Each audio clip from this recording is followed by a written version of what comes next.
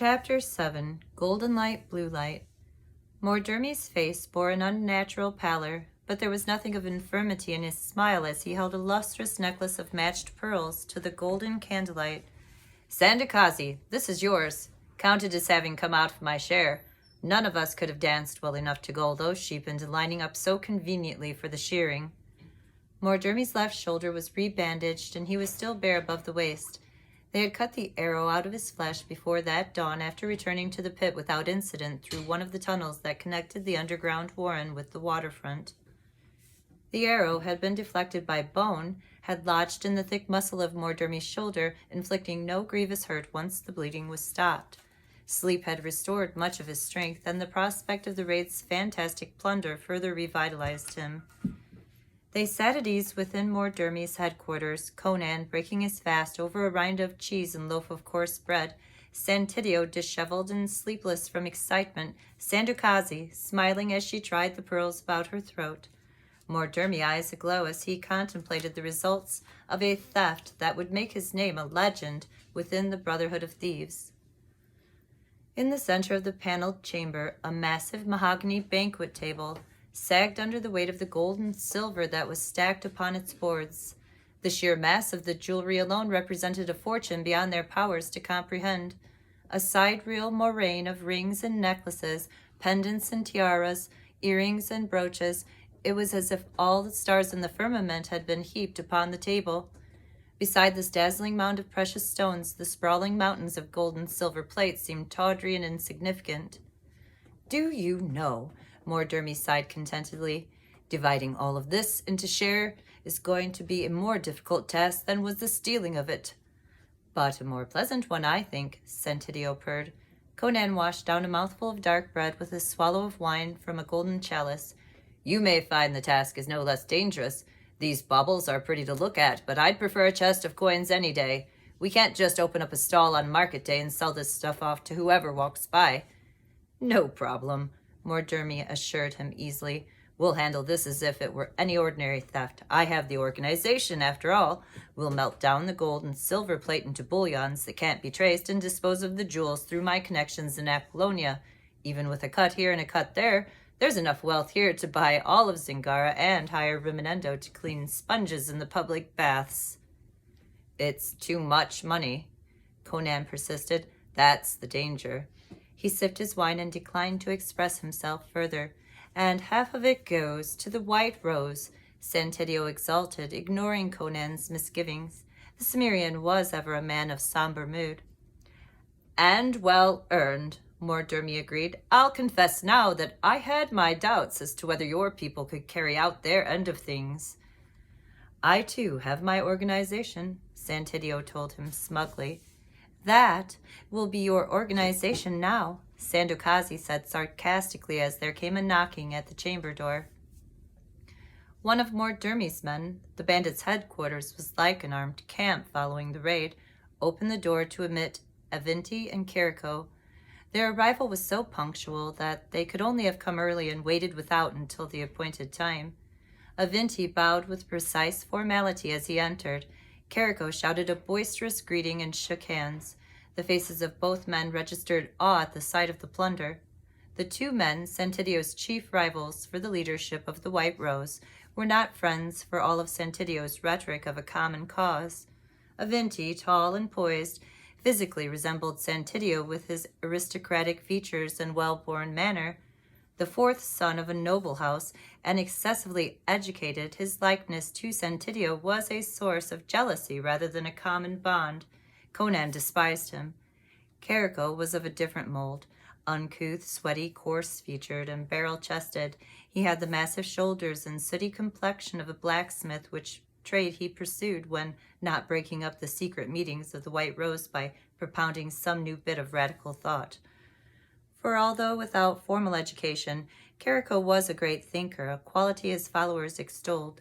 Conan, whose father had been a blacksmith, thought Kiriko a good drinking companion and better at arm wrestling than speech-making. Santidio's politics fell somewhere in between Avinti's doctrine of benevolent dictatorship through an intellectual elite and Carrico's classless utopia that would be achieved through an allegiance of agrarian peasants and urban laborers.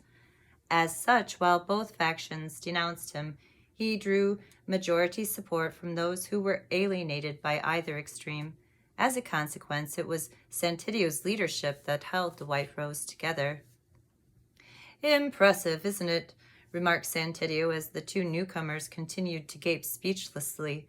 "There's gold enough here to feed all of Zingara's poor for a year," Carrico exclaimed. "Enough for the White Rose to establish the organizational power base that we must have," Avinti said sententiously, "if our movement is to emerge as a force to be reckoned with in Zingaran politics." "We can discuss how our share of the loot is to be distributed at our next meeting," Santidio interrupted the nascent quarrel. "Mordermy will need time to fence all of this discreetly." "How much time?" demanded Avinti suspiciously. "All that depends on General Korst," Mordermy snapped back at him. "We'll move as quickly as we dare. Only a fool would risk getting caught with loot that can be identified so readily. I'm counting on the fact that our escape by sea will lead him to concentrate his first efforts against ships lying off the harbor. But this is no ordinary theft, and Korst knows that his position hangs on placating Rimonendo's wrath. We must use extreme caution." "Why not divide up just the coin now, then?" Carrico suggested. "We both have immediate expenses to satisfy, after all. I, for one, fully trust Mordermy to fence the rest of this treasure as fairly and as speedily as possible." "I'll go with that, of course," Santidio seconded. "Avinti?" "We could divide the entire mass of gold and jewels right now," Avinti argued. "I'm sure we could dispose of our half of the loot through the White Rose just as efficiently and with less chance of being cheated." Mordermy smiled thinly. "Cheated?" Gold light flickered behind his veiled eyes. His sword arm was uninjured and his hand rested negligently upon his rapier hilt. "By middlemen," Avinti hastily explained.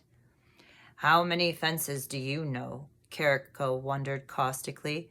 "And we will need an expert's eye to appraise this hoard," Santidio sneered. "Shall we permit a Shemite jewel merchant to give us full value for each piece, or shall we just hack every ring and necklace into halves?" "I only want whatever is best for the White Rose," Avinti said coldly. "You'll forgive me if I may have had less experience than some in matters relating to the dispersal of stolen property." Conan, who had seen this sort of dispute arise too often before, remained silent. Mordermy did not miss the fact that Conan ate with only his left hand while his right hand hung close to the hilt of his broad sword. Avinti was not so obtuse as to fail to realize how matters stood. "If this is the will of the majority, then of course I must agree," he conceded with ill grace. "Shall we get on with dividing just the money, then?" "Good," Mordermy concluded. "Then we'll count out the coins into 2 shares. I have scales if you wish, or shall we just assume that our worthy masters wouldn't stoop to give us fraudulent coinage?" The mood lightened in that moment of anticipation as Sandukazi leaned across the table to drag the heavy purses of gold and silver and copper coins toward Mordermy. Faces leaned forward intently as the bright glitter of coinage spilled a trail across the stained mahogany boards. They were so intent that only Conan noticed the candle flames suddenly burned with a blue nimbus. The Cimmerian rubbed his eyes. The yellow flames seemed to dwindle beneath a veil of blue. Conan started to speak. The door opened suddenly. Silently, without announcement, touched by the bluish glow of the candles, a stranger stood upon the threshold. Unbidden, he entered their chamber. The door swung shut of its own, but not before Conan saw the motionless figures of Mordermy's men standing indifferently at their posts. It happened so suddenly, so unexpectedly, that time seemed to hang suspended before anyone moved. Mordermy was the first to speak. "Who are you, and how did you get in here?" "My name is Kalidios," the newcomer replied in a tone of irony. "I walked in here." I left orders not to be disturbed, Mordermy growled, angered over the interruption and the breach of security. No one told me, the stranger rejoined. Well then, why are you here? I've come to make you a king. Conan's fist closed about his sword hilt, but Mordermy only laughed, as did the others, after a nervous pause. This calm assertion, uttered within this den of rogues and killers, was surely a pointless jest. But Conan did not join in their laughter, for he felt the chill breath of sorcery in this, and the stranger's accent was of Stygia. Callidios was not a presence to radiate menace. He was young, apparently no older than any of those here, and his figure was thin and loose-limbed beneath doublet and trunk hose that wanted mending.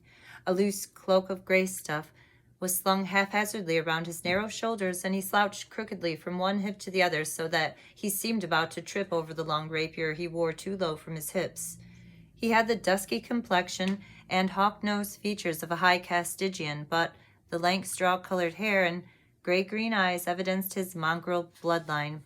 Between the limp hair and the shadowed eyes was an impressive expanse of brow, although the aura of great intellect was marred by the thin lips that twitched aimlessly and the two lustrous eyes that hinted of lotus dreams.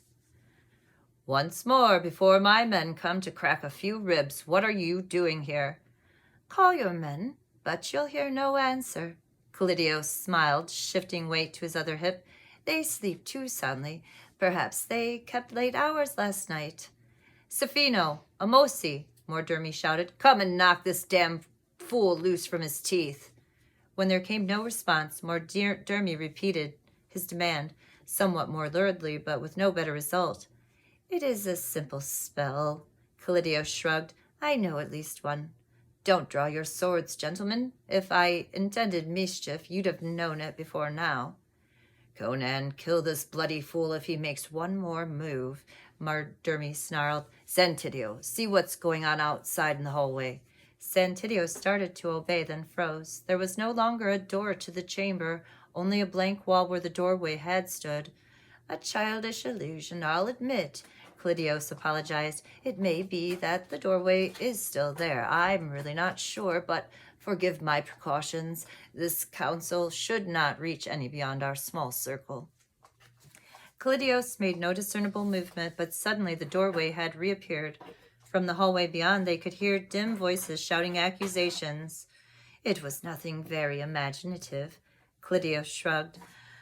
Wait, Conan.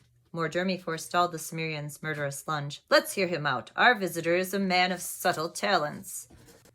He's a Stygian sorcerer, and he'll seem less subtle when he's shorter by a head, Conan spat. Kill him now, or we'll all live to regret it. In a moment, perhaps, Mordermy suggested, as the others seemed to be of Conan's mind. But since Callidios has sought out our council, let's allow him to explain his presence here. Easily done, Callidios said languidly. I've come to help you invest your bright new treasure. With total insouciance, he sprawled into a chair at their table. This man is mad. Mordermy shook his head. I think I've seen you before, skulking about the pit near the waterfront, reeling from the fumes of the Yellow Lotus. I don't know how you made your way in here, but whether you're Rimonendo's spy or playing your own mad game, you won't find leaving here with our secret as easy a task. Secret? Surely you don't think a theft of this magnitude could be kept secret? Every tongue in the pit speaks of Mordermy's daring raid of last night. Even the dull wits of Rimonendo's court must know by now, whose hands striped them and stripped them of their baubles and their pride. A pity you could not have stolen the one without the other, Mordermy. In the past, Rimonendo has done nothing about you simply because you were never worth his attention. You may be Prince of Thieves here in the pit, but his Majesty and his lords steal more from the people in a week's taxes than you and your band could steal from Rimonendo in a year's looting. But now you've stolen their pride. Rimonendo can only save face when you and your men are feeding ravens on the dancing floor. And worse, you have made an alliance with the White Rose, goading it from sedition to insurrection. Korst will move against the pit, and Rimonendo will give him authority to use whatever force he requires to destroy Mordermy and the White Rose. And so, Callidios concluded, you want to invest your newfound fortune with extreme care, or you'll lose, and you'll soon be boasting of your wealth to the ravens." "This man is a genius," Mordurmi laughed sourly. "Until this moment, we'd thought Rimonendo had wanted us to share his wealth, and in the few breaths that you have left, pray, tell us how to spend our treasure." "Use it to destroy Rimonendo before he destroys you." Clydios lurched out of his chair, began to pace the room in his maddeningly disjointed posturing. "You've stolen a fortune, but you don't know its worth. You talk of food for the starving, fine clothes for yourself, leaflets to disseminate your political theories, weapons for your followers. You remind me of the thieves who stole an ancient amulet from a temple of Set in my homeland. When they were captured, it was found that they had broken loose the gem, melted down the gold, thinking themselves wealthy men, when the amulet they had thus destroyed had the power to make its holder invulnerable. Do you know what you have here? You have the price of a kingdom. If you use this wealth intelligently, you can bring down the downfall of Rimonendo instead of hunted fugitives hiding in the pit. You can be the new ruler of all of Zingara and live at ease in the palaces of your former masters." "As you observed," Santidio nodded to Mordurmi, "the man is mad." "Perhaps he only shares his lotus dreams with us," Mordurmi said, "but such dreams are a splendid vision." "I'll cure his madness," rumbled Conan. "No, wait," Mordurmi halted him. "Let's hear Clydius out." "Consider the balance of power that holds Rimonendo's reign together," Clydios went on as confidently as if they were seated in his chambers. "At the top of the pyramid is King Rimonendo, corrupt and incompetent, his only concern as ruler being that the taxes that fill the royal coffers are sufficient to support his excesses. Below the king are his lords, left to tyrannize over the people of Zingara as they will, so long as nothing disturbs Rimonendo's pleasures. Any one of the strongest houses might depose Rimonendo but for the jealousy of their rivals, who would surely interfere with any change in the balance of power. Supporting the king and his court is the army, both the royal Zingaran army and the private armies of the powerful lords. They enforce the will of their masters upon those who make up the base of the pyramid, the people of Zingaria." "This man," said Santidio, "has a wondrous obsession to tell us things we already know well." "And yet you tolerate this situation," Clydios jibed. "Not for very much longer," Carrico burst out, unable to contain himself further. "When the base of the pyramid moves, those at the top must fall. The White Rose shall lead the people of Zingara into a new social order in which there are neither oppressors or oppressed." "I'm sure we're all of us here of a like sentiment," Clydios cut him off. "But rhetoric does not overthrow princes, nor do peasants with clubs face down disciplined troops. The soldiers will not fight their brothers once the White Rose convinces them that our cause is the cause of all the people of Zingara." "Wrong, Carrico. The soldiers will fight whomever they are paid to fight. That's why they're soldiers." Clydios jerked about and pointed to the treasure-laden table. "They will fight for that." Despite themselves, they found that they were listening to the Stygian's words. "You see in that treasure only material wealth," Clydios continued. "You are like the unfortunate thieves with the amulet, for I tell you that the true value of this treasure is power, and more than that, the means to far greater power, absolute power in Zingara, if you dare." "Why don't I test this sorcerer's illusions with honest steel?" Conan suggested. "His tongue weaves as twisted a course as his pacing." "Let him continue," Avinti interceded. "The man may be mad, but he's not a fool."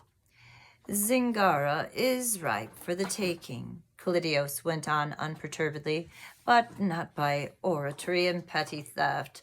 Any of the powerful lords could take the throne from Rimonendo if their rivals would permit it, but usurpation would upset the balance of power and bring about civil war, and civil wars have a way of leaving both factions devastated, so Rimonendo continues to rule, but with the power that is now yours. If you choose to wield it, you can upset this balance. Mordurmi is a hero to the downtrodden people of Zingara, and the White Rose has the ear of the masses. With this wealth, you can buy powerful friends, win the attention of those in high places. You can bribe the king's judges, buy favors from court officials.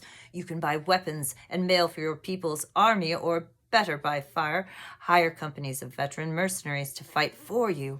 Once your power is recognized, you can form secret alliances with the great lords. Then you will be strong enough to strike at Rimonendo and his followers, and from the flames of civil war, a new order and a new ruler can be forged by your will.